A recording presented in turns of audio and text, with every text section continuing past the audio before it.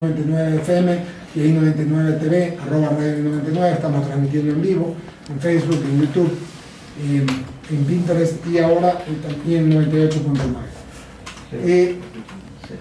Hay gente que dice, Gerson Almeida, que los hombres de Dios no deben mezclarse en la actividad política, porque además a los que lo han hecho no les ha ido muy bien, ¿no? Mi buen amigo Nelson Zavala no tuvo buenos resultados, es mi buen amigo.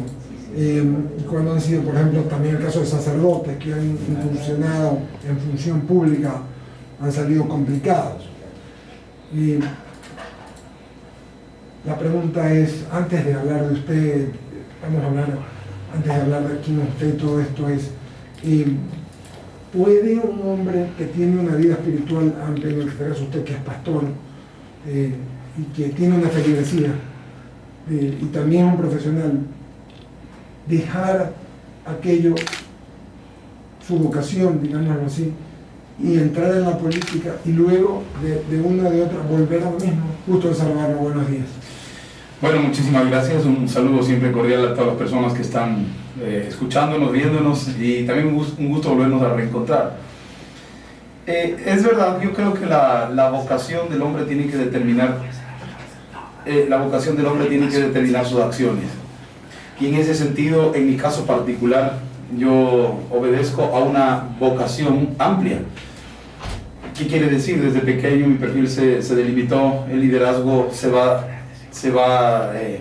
desarrollando a lo largo de los años, y esto se va evidenciando, ¿verdad? Ser un hombre de Dios, pongamos un ejemplo, porque en realidad normalmente recurrimos a los ejemplos de lo que el mundo considera fracaso. En nuestro caso tenemos contemporáneamente las personas que usted ha mencionado, y no podríamos decirle que es un fracaso lo que les ha sucedido a ellos, más bien yo pienso que es parte de un proceso que finalmente termina culminando con otro asunto, y somos parte de esto. Pero no, mire usted, hay representantes. Martin Luther King era un pastor bautista. Lo pensaba anoche mientras venía, que le fue muy bien, lo mismo a Jesse Jackson, le fue muy bien, pastores. Excelente, y no solamente eso, sino que además fueron como hitos que determinaron a futuro los principios de derechos. Hay de los dos, sí señor. Podemos recurrir a esto, ¿no? En el caso particular mío, yo he sido formado para gobernar. Okay. Esto quiere decir que tengo un perfil que me respalda, y no solamente eso, sino yo creo firmemente en las evidencias que se van dando. Soy, aparte de abogado, tengo doctorado en jurisprudencia, especialidad en Derecho Económico Internacional, etc. He vivido fuera del país, mi padre ha sido representante diplomático y también en funciones oficiales fuera de él. He visto la transición de Venezuela, por ejemplo, lo que le sucedió. Creo que este es el momento de hacer el cambio de timonel de rumbo en el Ecuador para que no nos suceda algo así como el caudillismo que está aconteciendo allá. Es decir, hay muchísimas cosas que confluyen, cada individuo tiene una circunstancia diferente, cada persona es miembro de un proceso diferente y no se podría encasillar, ¿no? En la lógica aristotélica nosotros tenemos que, si encasillamos y en todas las premisas entendemos que van a ser iguales, pues no habría la causalidad social. Así que creemos nosotros que somos definitivamente otro segmento.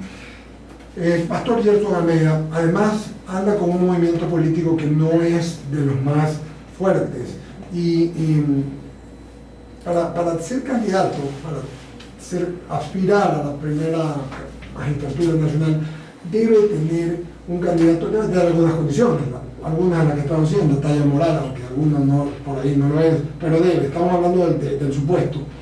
Debe tener conocimiento nacional, es la primera vez que usted se lanza, entonces está adquiriendo ese conocimiento nacional, y debe tener probablemente un partido que tenga una estructura que lo ayude para poder captar los votos, porque en definitiva lo que usted hace es que usted expone sus ideas y la gente lo escucha y se sintoniza con ellas y luego vota por lo que usted quiere. En esta manera o de esta forma le pregunto a usted, ¿cómo le ha ido en la campaña? ¿Cómo ha sido la comunicación con la gente? ¿Qué le dice la gente? ¿Qué le pide la gente? Bueno, Gerson Almeida no es producto solo de una invitación electoral. Efectivamente, el Movimiento Ecuatoriano Unido, Lista 4, que es el que nos auspicia actualmente para esta línea electoral, al que siempre saludamos, respetamos y estamos trabajando en total concordancia con las bases de Ecuatoriano Unido. A esto se suma el hecho de que nosotros venimos trabajando de antaño en la consecución y realización de un movimiento político que se llama PRO. Esto quiere decir que nosotros hace más de un año estábamos recogiendo firmas, nos detuvimos por la pandemia, pero eso también obedece a la estructura de bases que tenemos en las 24 provincias y que principalmente obedece a estructura cristiana. ¿Esto qué quiere decir? Que las 24 provincias nosotros tenemos presencia y tenemos fuerza. Ese es el fenómeno electoral del cual... Una estructura interesante. Se están dando cuenta. Estamos hablando de los Provida, ¿verdad? Provida, no solamente eso, porque los Provida no solo son cristianos, sino también católicos. De hecho, mi binomio es Marta Silvia Villafuerte, católica guayaquileña que vive aquí. Un saludo a Martita. Y ella representa un sector fuerte también del catolicismo. En el caso de PRO, somos Provida y además somos cristianos evangélicos a lo largo de toda la nación. Y esto nos pone en un interesante escenario que ya se dio en Salvador, que ya se dio en Estados Unidos, que ya se dio en Brasil, que ya se dio en Guatemala, etc. Tenemos estructura y bases fuertes. Lo que recorremos al país es solidificar esto que es un voto duro. No podemos decir que es toda la iglesia cristiana la que nos apoya, pero sí la mayoría en el Ecuador. Y aparte de esto de aquí, con la proposición que nosotros estamos haciendo, que aparte es novísima, desde el punto de vista académico somos el único binomio que estamos haciendo una proposición de una doctrina nueva, que no es utópica, y que tiene plena permeabilidad. Desde ese punto de vista las adhesiones son singulares, hemos hecho caravanas que han superado a todas las caravanas, estamos en la intención de voto, ya estamos en las encuestas que antes no aparecíamos y por X intereses, pero ahora estamos, la fuerza de la razón la razón no pide fuerza, seguimos avanzando y la aceptación es totalmente aceptable. Pastor, deme, esto es para subirlo en redes, en lo más poco, pero breve posible, su ofrecimiento. ¿Qué ofrece usted para los ecuatorianos? ¿Cuáles son sus propuestas de campaña? Lo breve posible porque lo queremos subir y luego seguimos conversando. El Ecuador en este momento no tiene un pensamiento político propio. Lo primero que tiene que hacer es dejar un legado económico, jurídico, social, político. Si el Ecuador no tiene eso, vamos a seguir viviendo de derecha y de izquierda. Ahora veo que con muchísimo énfasis se pretende hacer los unos hablan de nacionalización, los otros hablan de privatización. Nosotros tenemos que delimitar un sistema nuevo, novísimo. ¿Esto qué implica? Activar por primera vez a la economía ecuatoriana, que no está activada mediante el establecimiento del pragmatismo ético. ¿Cómo se hace esto aquí? Conectando la producción con la productividad, trayendo todos los elementos de la sociedad ecuatoriana. Esto es capital, esto es obreros, clase obrera, todos unirnos, quitar esta brecha de izquierda y derecha, levantar al Ecuador y llevar a la potencia y finalmente al superávit. ¿Cómo se va a hacer? Mediante la inversión extranjera de algunas cosas, también la potencialización de todo el sector trabajador, es decir, va a haber una sinergia bastante interesante. Ayuda con fondos no reembolsables que están listos y disponibles para entrar, eliminación de todo lo que son las distorsiones del desarrollo, trabas burocráticas, buros de crédito, etcétera, que no permiten que el país se active. Con eso ahí nosotros daremos por primera vez la activación económica, que quiere decir que el país se ponga por primera vez todos los factores de producción 50% más uno a tono, y de ahí en adelante el desarrollo que tantas veces hemos anhelado y que el Ecuador no lo tiene. Para hacer los cambios, Pastor Gerson Almeida, doctor Gerson Almeida, para hacer los cambios que usted necesita, muchos de ellos van a necesitar a la Asamblea Nacional, y esa Asamblea tiene diferentes fuerzas que tendrían, en el caso de que usted llegue a la presidencia de la República. ¿Cómo va a manejar eso? ¿Cree que va a llevar asambleístas como usted también? Nosotros creemos claramente que sí, es más, la intención de voto está ahí, y le vuelvo a decir, las bases nos respaldan para eso. Habrán lugares en los cuales incluso muchos cálculos electorales ni siquiera consideran enviar allá porque no es negocio electoral, entre comillas.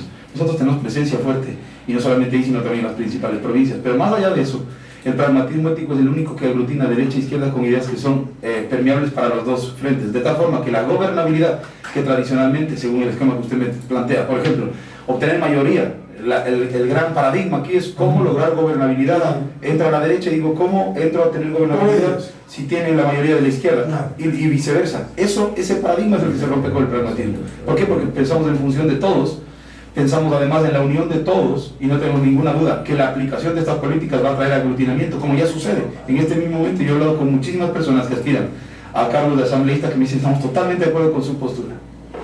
Gerson Almeida, lo escucho y tiene un optimismo interesante. Aquí en I99, 98.19 en el diálogo. Ya va a hablar Jorge Escobar, enseguida el Rebelino van a preguntar. Yo tengo un par rápidas, así lo hemos hecho muy dinámico, como debe ser una entrevista para que la gente sepa pensar del candidato y su forma de ver las cosas. El Ecuador, desde hace algunos años, ha venido con un asunto que ha radicalizado dos fuerzas, los que se llaman los progres y los pro vida.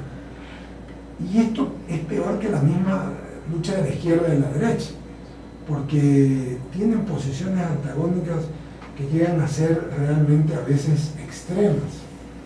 ¿Cuál es su postura al respecto sobre los pro-vida o los progres? ¿Qué haría usted llegar a la presidencia de los dos? Porque estoy claro, siendo usted un hombre formado como lo es, tiene una aspiración real al respecto. Todos los derechos de los ciudadanos ecuatorianos surgen a partir de su nacimiento en el Ecuador. Ese es un principio de territorialidad y jurisdiccionalidad. Es decir, todo ciudadano ecuatoriano que nazca aquí, el Estado ecuatoriano y el gobierno de Gerson Almeida garantizará todo el ejercicio de sus derechos y obligaciones sin distinción de su inclinación, su filiación, etc.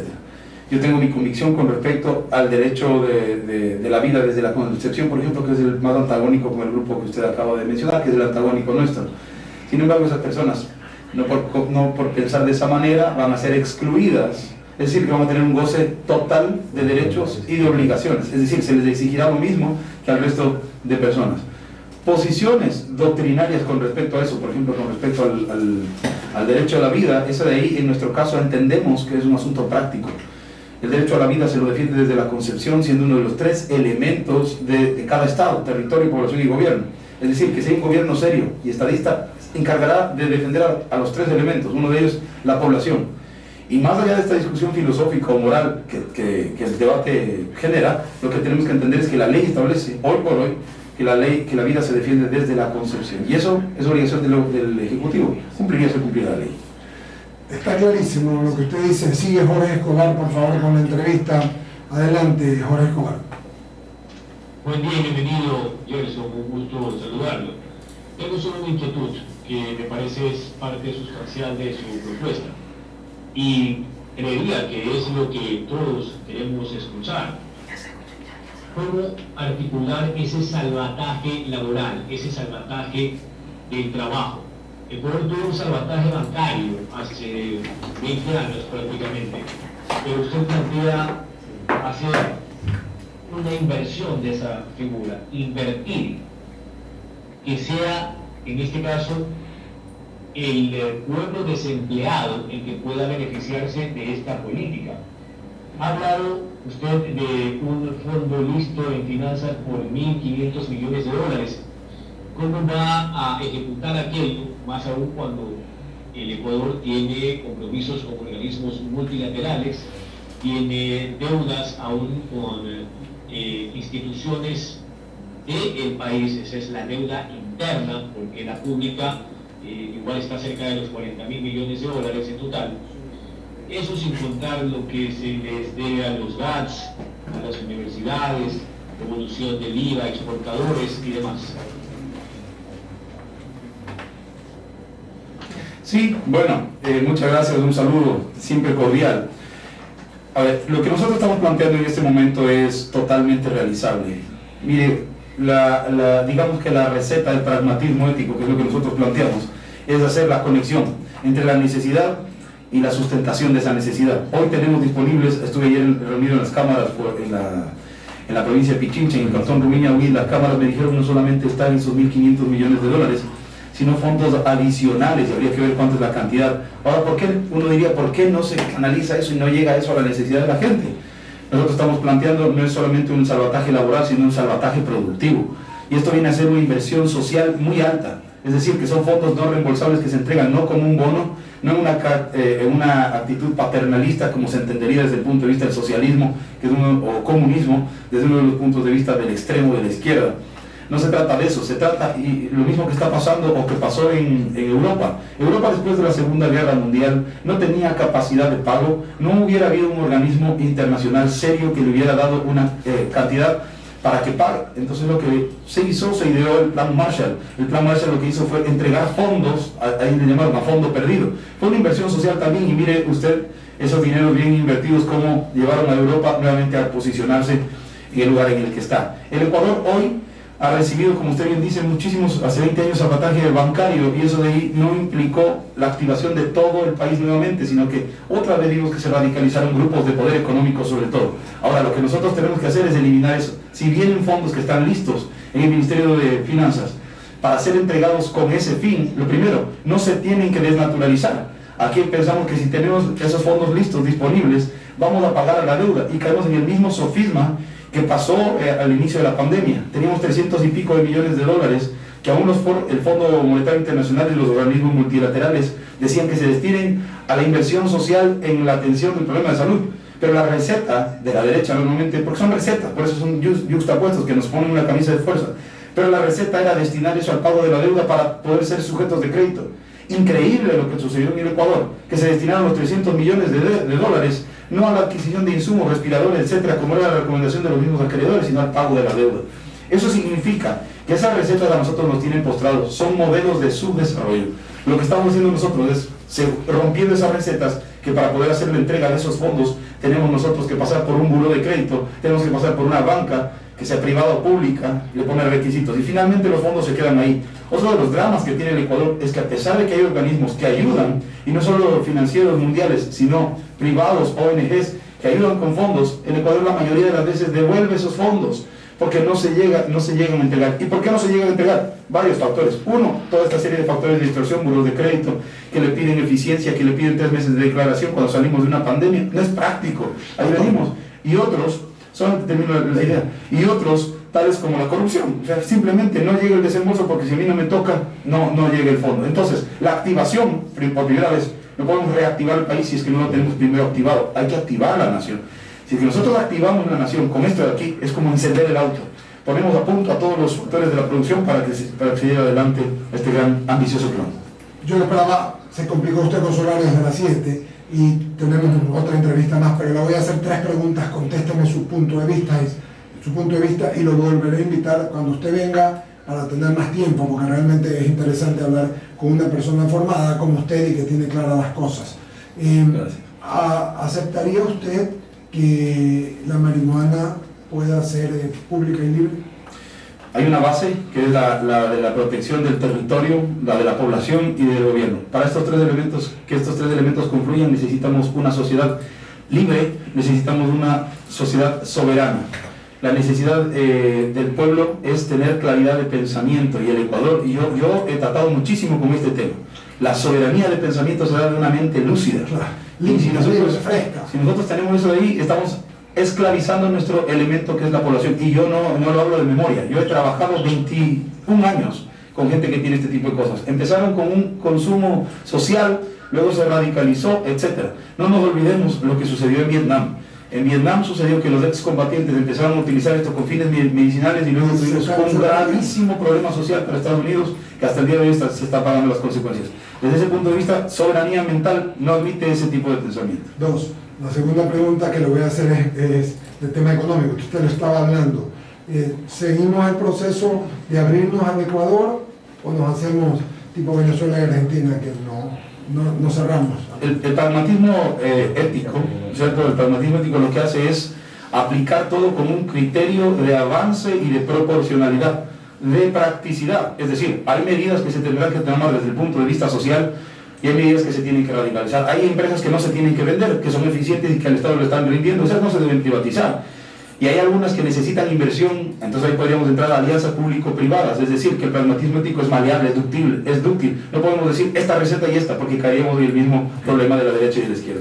Finalmente, y con esto concluyo, en el tema justicia e impunidad, sus criterios brevemente, Pastor Gerson Almeida. Yo creo que a la función jurisdiccional o a la función judicial se le tiene que exigir muchísimo más desde el punto de vista moral, desde el punto de vista ético. Todos tienen que tener esto aquí. De hecho, política viene de polis y éticos, ¿no es cierto? Polis, la ciudad que tiene una forma de hacer las cosas, de acuerdo con la ética. La ética es la manera de hacer las cosas. Entonces, a los que estamos ejerciendo o que vamos a ejercer función pública, se les debe exigir un nivel de ética que tenga que ver con el respeto, que tenga que ver al patrimonio, con el respeto a la ciudadanía, con respeto al derecho del prójimo, etcétera, etcétera. ¿Esto qué quiere decir? Que procesos tales como la impunidad ni siquiera deberían ni siquiera tratarse. ¿Por qué? Porque atentan al desarrollo.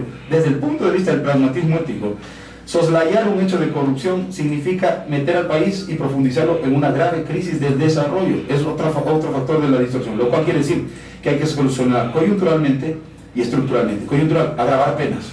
Es decir, se tiene que pesquisar. Nosotros hemos conversado con algunas entidades que se dedican a hacer la pesquisa de capitales fuera del país y para eso se necesita decisión política.